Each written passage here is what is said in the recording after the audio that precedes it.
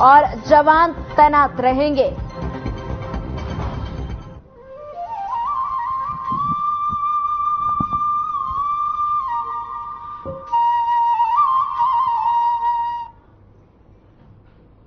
नमस्कार, मैं हूं आपके साथ सोनिया चौहान। उत्तराखंड की खबरों में आप सभी का स्वागत है। रुक करते हैं खबरों की ओर।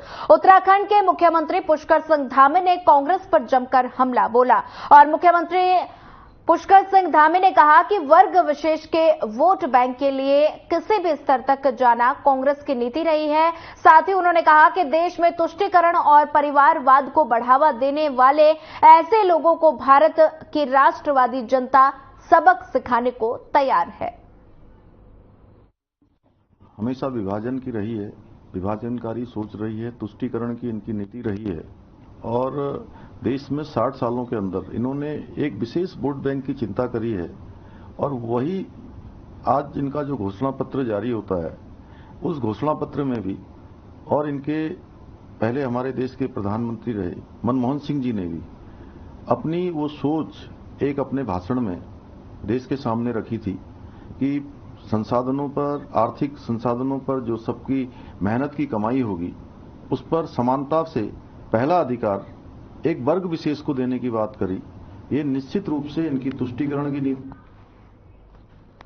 राष्ट्रपति द्रौपदी मुर्मू उत्तराखंड में अपने 2 दिवसीय दौरे पर हैं और आपको बता दें कि राष्ट्रपति एम्स ऋषिकेश में हेलीकॉप्टर के जरिए पहुंचेंगी और एम्स में आयोजित दीक्षांत समारोह में शिरकत करने के बाद वो लक्ष्मण झूला थाना क्षेत्र के परमार्थ निकेतन गंगा घाट पर गंगा आरती में शामिल होंगी और इसके बाद 24 अप्रैल को राष्ट्रीय FIR में IFS अधिकारियों के दीक्षांत समारोह में शामिल होंगे।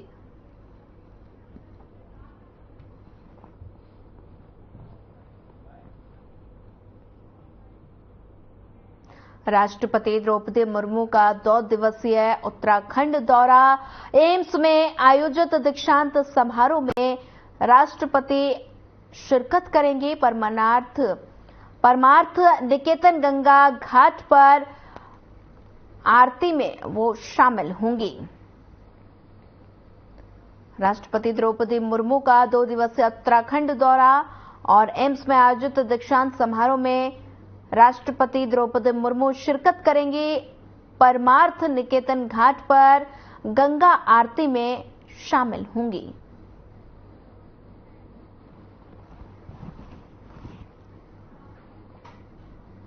19 अप्रैल को हुए मतदान पर मत प्रतिशत के नए परिणाम सामने आए हैं, जिसको लेकर उत्तराखंड के अपर मुख्यालय निर्वाचन अधिकारी विजय कुमार जोगदंडे ने कहा कि प्रदेश में सभी जगह शांतिपूर्वक मतदान हुआ और किसी भी जगह कोई अप्रिय घटना नहीं हुई और साथ ही उन्होंने कहा कि अंतिम मतदान प्रतिशत पूरे प्रदेश में 57.24% पाया गया, जिसमें इस बार सर्वाधिक मतदान हरिद्वार लोकसभा सीट में दर्ज हुआ है।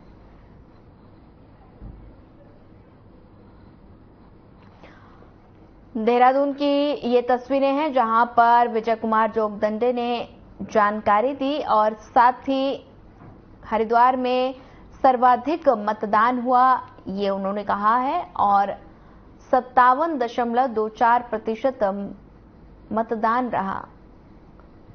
इसकी जानकारी विजय कुमार जोगदंडे ने प्रेस कॉन्फ्रेंस कर दी। हरिद्वार में हुआ सर्वाधिक मतदान।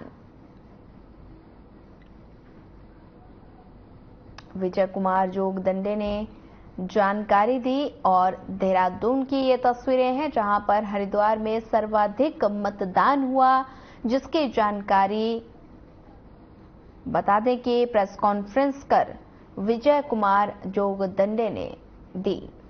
हमारा मतदान संपन्न हुआ है, शांतिपूर्वक ढंग से संपन्न हुआ है और किसी भी जगह पर कोई भी विपरीत घटना संज्ञान में नहीं आई है। उसके उपरांत जो अंतिम मतदान का प्रतिशत है उसके बारे में जानकारी देने के लिए आज हम यहाँ उपस्थित हुए हैं। संपूर्ण राज्य के हमारे जो 5 लोकसभा सीट हैं वहां पर जो मतदान का प्रतिशत अंतिम हुआ है 57.24% अंतिम हुआ है 57.24%। इसमें सर्वाधिक मतदान जो हुआ है हरिद्वार संसदीय सीट पर 63.53%।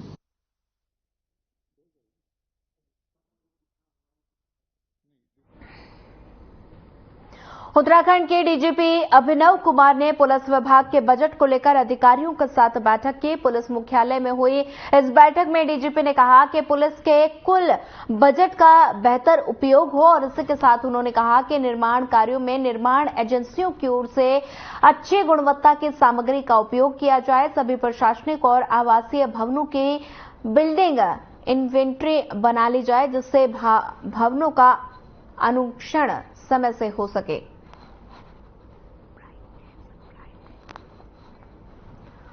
बता दें कि डीजीपी ने अधिकारियों के साथ बैठक की। देहरादून की ये तस्वीरें हैं जहां पर बजट को लेकर बैठक की गई है और साथ ही पुलिस के बजट का बेहतर उपयोग हो ये कहा गया है। बैठक में ये निर्णय लिया गया और डीजीपी ने अधिकारियों के साथ बैठक की।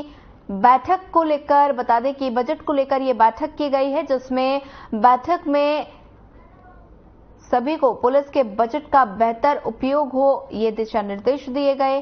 अधिकारियों को खास दिशा निर्देश दिए गए। बजट को लेकर इस बैठक का आयोजन किया गया। देहरादून की ये तस्वीरें हैं जहां पर पुलिस के बजट का बेहतर उपयोग किया जाए ये इस बैठक में तय किया गया है। वहीं बजट को लेकर बैठक की गई।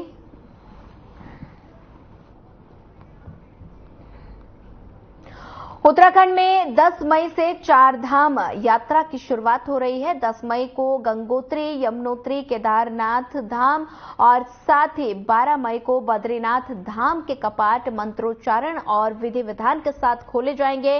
वहीं 4 धाम यात्रा को लेकर पुलिस प्रशासन अपनी तैयारी में जुटा है। जगह जगह पुलिस हेल्प डेस्क और साथ ही पुलिस के जवान तैनात रहेंगे। वहीं आईजी गढ़वाल के एस नगालय यात्रियों को हर संभव सुविधा और सहायता देने का पुलिस प्रशासन की ओर से प्रयास किया जा रहा है।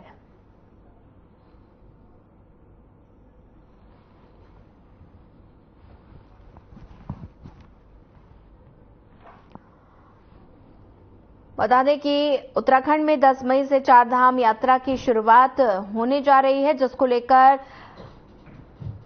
पुलिस प्रशासन पूरी तैयारियों में जुटा है और साथ ही जगह जगह पुलिस हेल्प डेस्क और जवान तैनात रहेंगे। उत्तराखंड में 10 मई से 4 धाम यात्रा की शुरुआत होगी जिसको लेकर पुलिस प्रशासन तैयारियों में जुटा है। अधिकारियों को सख्त दिशा निर्देश दिए गए हैं। सुरक्षा व्यवस्था के खास प्रबंध करने के इंतजाम यहां पर किए जाएंगे और साथ ही जिसको लेकर अधिकारियों को निर्देशित भी किया गया है और वहीं जगह जगह पुलिस हेल्प डेस्क और जवान भी तैनात रहेंगे ताकि कोई अप्रिय घटना ना घट सके। जैसा मित्र पुलिस का आशय यह है कि जो यात्री है, तीर्थ यात्री है, पर्यटक है, जो भी यहाँ आता है उनसे मित्र भाव से व्यवहार किया जाए।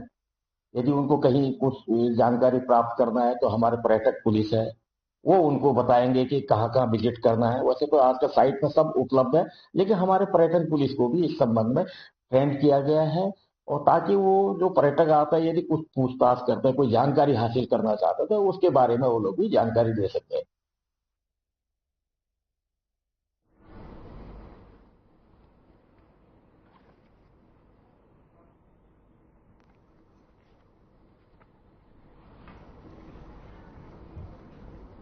अगली खबर देहरादून से है जहां गर्मी का प्रकोप बढ़ने लगा है। गर्मी के दिनों में तरह तरह की शारीरिक समस्याएं होती हैं और इसे लेकर दून अस्पताल के चिकित्सा अधीक्षक डॉक्टर अनुराग अग्रवाल ने बताया कि लोग साफ सफाई का ध्यान रखें, पानी लगातार पीते रहे, शरीर में पानी की कमी ना होने दें। वहीं उन्होंने कहा कि फ्लू, डेंगू और अन्य बीमारियों को लेकर अस्पताल अच्छे तरीके से कार्य कर रहे हैं और शहर में फॉगिंग को लेकर भी अभियान चलाए जा रहे हैं।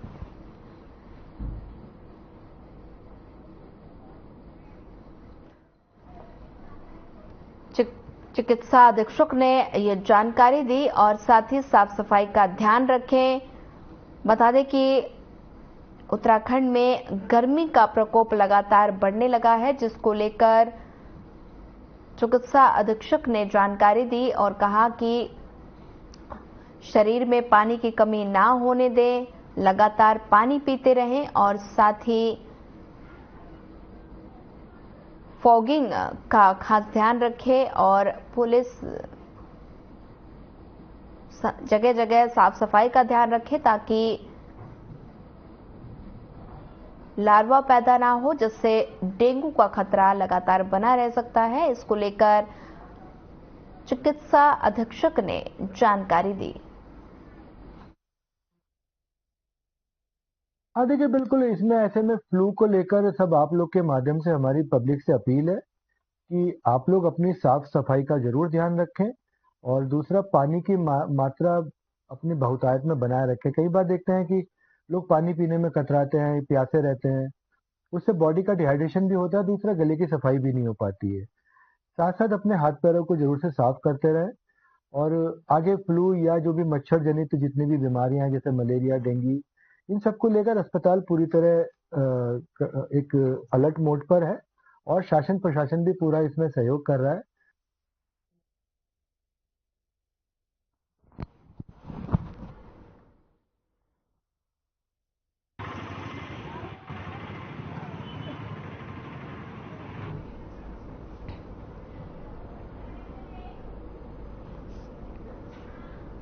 देहरादून के विजय पार्क क्षेत्र में पेयजल को लेकर लोगों को भारी दिक्कतों का सामना करना पड़ रहा है। दरअसल विजय पार्क क्षेत्र के स्थानीय निवासियों को गंदा पानी प्राप्त हो रहा है, जिस पर उत्तराखंड जल संस्थान ने भी अपनी कवायद शुरू कर दी है और इस बात को लेकर उत्तराखंड जल संस्थान के महाप्रबंधक इंजीनियर डीके सिंह ने कहा कि गंदे पानी की शिकायत मिलने पर युद्ध स्तर पर कार्रवाई होती है और पानी की लाइन के जिस हिस्से में गंदे पानी का बहाव देखने को मिलता है तो उसे पूरी तरह से बंद करके वहां पर टैंकर के माध्यम से पानी दिया जाता है। साथ ही उन्होंने कहा कि यदि पाइपलाइन में गंदे पानी का स्रोत नहीं मिलता तो पूरी पाइपलाइन को बदल दिया जाएगा।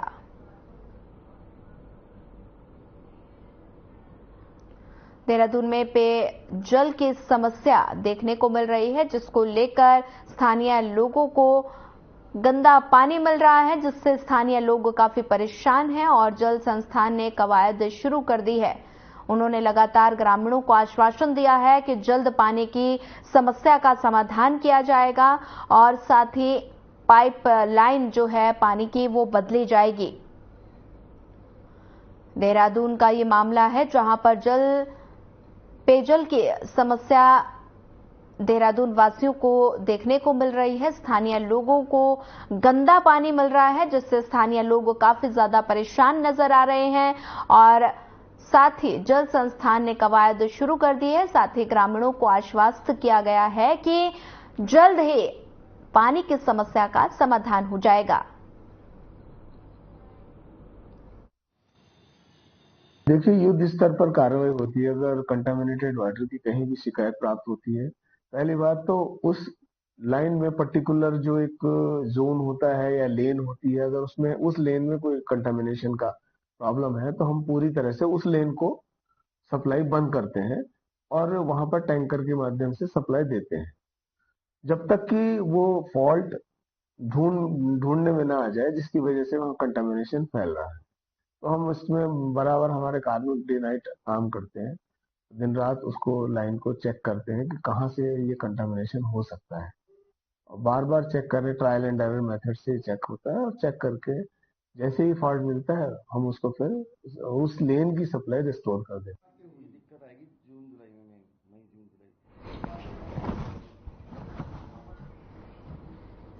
हल्द्वानी में गर्मी शुरू होते ही पेयजल की किल्लत लगातार बढ़ रही है। ऐसे में जिलाधिकारी ने जल संस्थान के अधिकारियों को सख्त निर्देश देते हुए कहा कि पानी की किल्लत को दूर करने के लिए जल संस्थान, जल निगम और विद्युत विभाग आपसी समन्वय के साथ काम करें। जिलाधिकारी वंदना सिंह ने बताया कि जिन इलाकों में पेयजल के पंप सेट खराब हैं, वहां टैंकर के माध्यम से पानी पहुंचाने के निर्देश दिए गए। साथ ही जिन इलाकों के ट्यूबवेल खराब है, वहां स्पेयर में पंप या स्टेबलाइजर रखे जाने की व्यवस्था की गई है।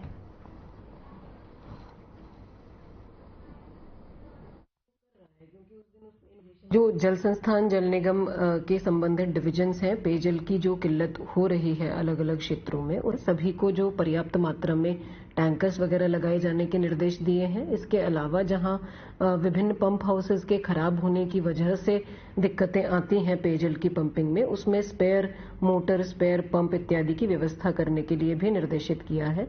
विभाग को कई बार इलेक्ट्रिसिटी की जो सप्लाई है उसके अप एंड डाउन होने की वजह से भी पंपिंग में समस्या आती है, तो विद्युत विभाग के अधिकारियों को भी आज की मीटिंग में हमने निर्देशित किया है कि जल संस्थान और जल निगम के जहां जहां पंप हाउस है वहां समन्वय बनाते हुए अपने ट्रांसफार्मर में पर्याप्त व्यवस्था सुनिश्चित करवाएं।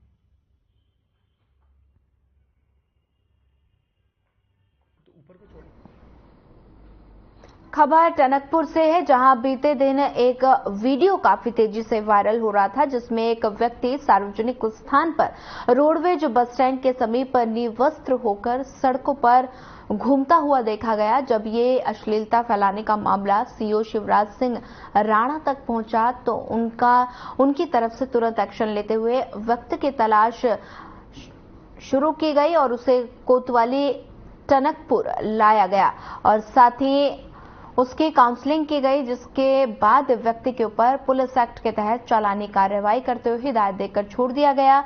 और वहीं सीओ शिवराज सिंह राणा ने बताया कि व्यक्ति को चेतावनी दी गई कि भविष्य में दोबारा ऐसी अश्लीलता पूर्ण हरकत की गई तो व्यक्ति के विरुद्ध सख्त से सख्त कार्रवाई की जाएगी।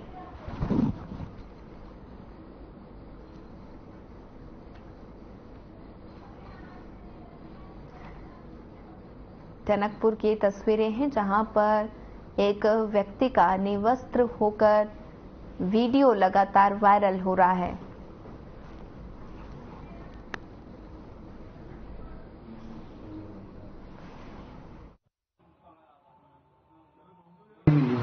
कि उसको बुलाया गया था थाने में और उसके बच्चे भी आए थे, तो वो कुछ माइंडली अपसेट था। कोई उनके बता रहे थे घरेलू देवी देवता का है, फिर भी लेकिन वो कुछ ऐसी लग रहा था, एकदम मतलब पूर्ण रूप से भी नहीं कर सकते हैं उसको।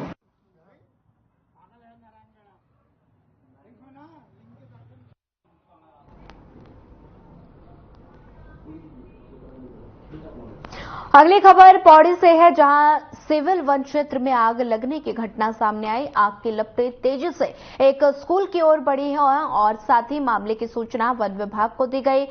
डीएफओ सिविल सोयम वन प्रभाग प्रदीप कुमार धोलाखंडी ने मामले को लेकर जानकारी दी।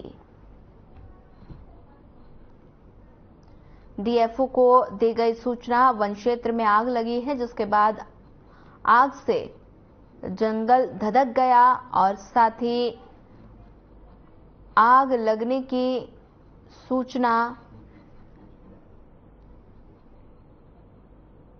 डीएफओ को दी गई है, जिसके बाद आग पर काबू पाने की कोशिश की गई। कड़ी मशक्कत के बाद आग पर काबू पा लिया गया और साथ ही पौड़ी के जंगलों में आग लग गई।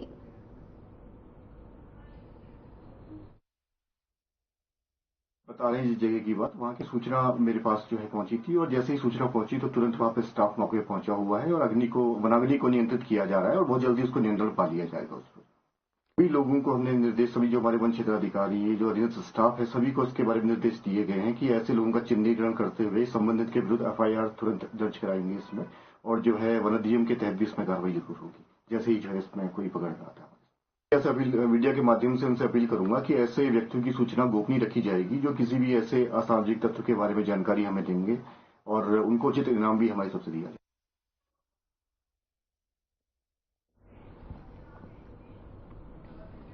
बीजेपी के सदस्यता अभियान पर उत्तराखंड कांग्रेस ने कटाक्ष किया और कांग्रेस के प्रदेश उपाध्यक्ष मथुरा दत्त जोशी ने कहा कि कांग्रेस का कोई भी जमीनी कार्यकर्ता बीजेपी में नहीं जा रहा, बीजेपी में केवल भ्रष्ट लोग ही जा रहे हैं। उन्होंने कहा कि जिसके ऊपर भ्रष्टाचार के आरोप हैं और जिनके अन्य मामले हैं वो भी बीजेपी ज्वाइन कर रहा है। आपको बता दें कि प्रदेश के पूर्व कैबिनेट मंत्री हरक सिंह रावत की पुत्र वधू अनुकृति गुंसाई ने एक दिन पहले ही बीजेपी ज्वाइन की थी। अब हरक सिंह रावत के दोबारा बीजेपी में जाने के कयास लगाए जा रहे हैं और इसी बीच कांग्रेस के प्रदेश उपाध्यक्ष मथुरा दत्त जोशी ने ये बयान दिया है।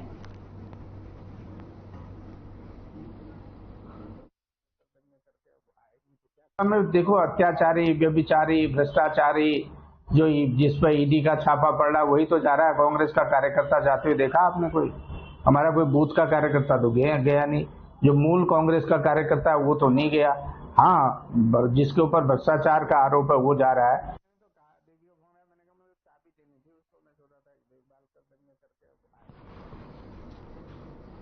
कांग्रेस नेता टिहरी लोकसभा क्षेत्र के लिए बनाए गए मतगणना स्थल का निरीक्षण करने पहुंचे और जिसमें प्रदेश चीफ मीडिया कोऑर्डिनेटर राजीव महर्षि, पूर्व महानगर अध्यक्ष लालचंद शर्मा, प्रदेश महामंत्री गोदावरी थापली समेत अन्य लोग उपस्थित रहे। वहीं देहरादून की डीएम सोनिका ने मतगणना से संबंधित जानकारी साझा की।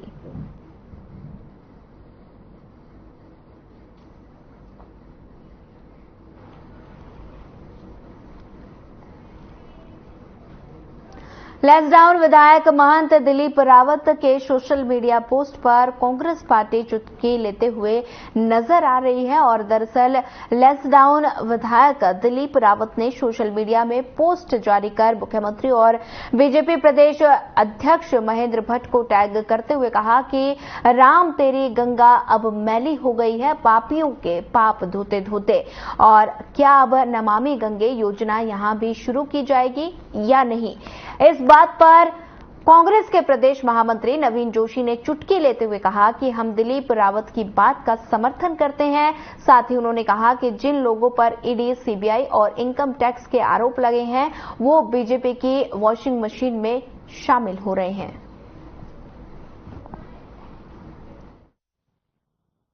भारतीय जनता पार्टी के जो विधायक हैं दिलीप रावत जी, उन्होंने जो बात कही उसका हम समर्थन करते हैं, क्योंकि भारतीय जनता पार्टी जो वॉशिंग मशीन है जिन पे दुनिया भर के आरोप लगे हैं, ईडी, सीबीआई और दुनिया भर की इंटेलिजेंस जिन नेताओं के पीछे लगी हुई है, वो आज भारतीय जनता पार्टी में समायोजित हो गए।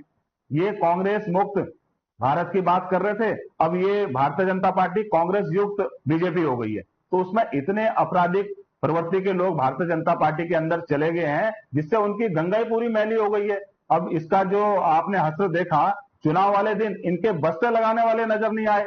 अगर जिस प्रकार से हमको चुनाव वॉर रूम में लोगों की सूचनाएं मिल रही थी कि उनके बस्ते कहीं नजर नहीं आए। खुद इनके नेताओं ने कहा कि जो इनके पन्ना प्रमुख हैं वो फील्ड में नहीं नजर आए, वो सिर्फ सेल्फी लेने तक सीमित हो गए। जिस प्रकार से भारतीय जनता पार्टी के नेताओं के ये बयान आ रहे हैं उससे स्पष्ट है कि जनता का रुख किस ओर है। कांग्रेस के दिग्गज नेता हरक सिंह रावत के पुत्र वधू अनुकृति गुस्साई बीजेपी में शामिल हो गए और साथ ही इसा को लेकर कांग्रेस के उपाध्यक्ष मथुरा दत्त जोशी ने कहा कि अनुकृति का पार्टी बदलना बहुत ही दुर्भाग्यपूर्ण है। साथ ही उन्होंने कहा कि अनुकृति गुंसाई पहली बार पार्टी में आई और पार्टी से उन्हें विधानसभा का चुनाव लड़ाया और इसी के साथ उन्होंने बीजेपी को घेरते हुए कहा कि ईडी और सीबीआई गलत प्रयोग करते हैं और वहीं कांग्रेस पर पलटवार करते हुए बीजेपी के धर्मपुर विधायक विनोद चमोली ने कहा कि ईडी हो या सीबीआई उनका अपना काम जारी है।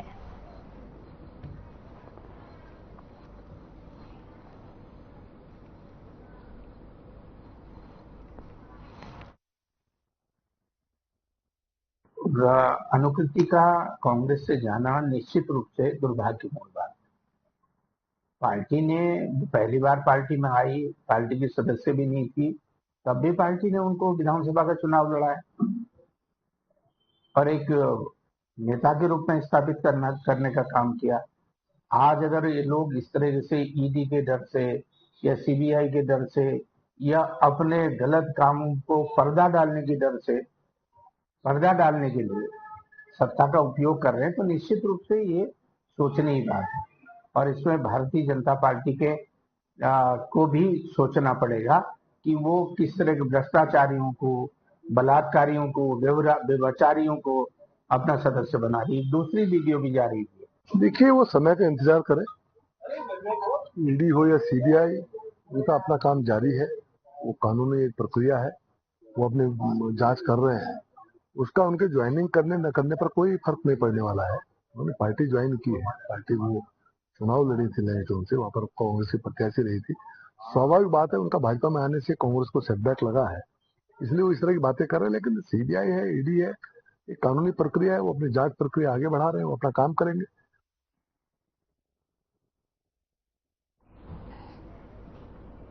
अप्रैल महीने की शुरुआत से लगातार उत्तराखंड के जंगलों में आग लगने के मामले देखने को मिल रहे हैं और जिस पर उत्तराखंड वन विभाग लगातार काम भी कर रहा है। और इस मामले को लेकर वनाग्नि के अपर प्रमुख वन संरक्षण निशांत वर्मा ने कहा कि अभी तक कुल 379 वनागिन के मामले प्रदेश भर से देखने को मिले। साथ ही उन्होंने कहा कि वनागिन से 440 हेक्टेयर का वन क्षेत्र प्रभावित हुआ है।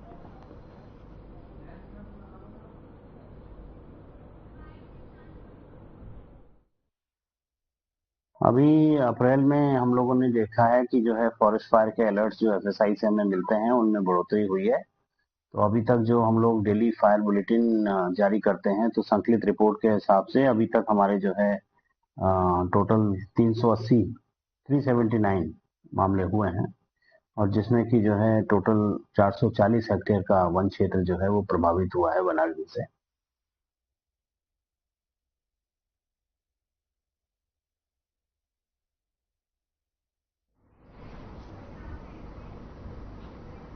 फिलहाल इस बुलेटिन में इतना ही। ज्यादा खबरों के लिए बनी रहिए हमारे साथ। नमस्कार।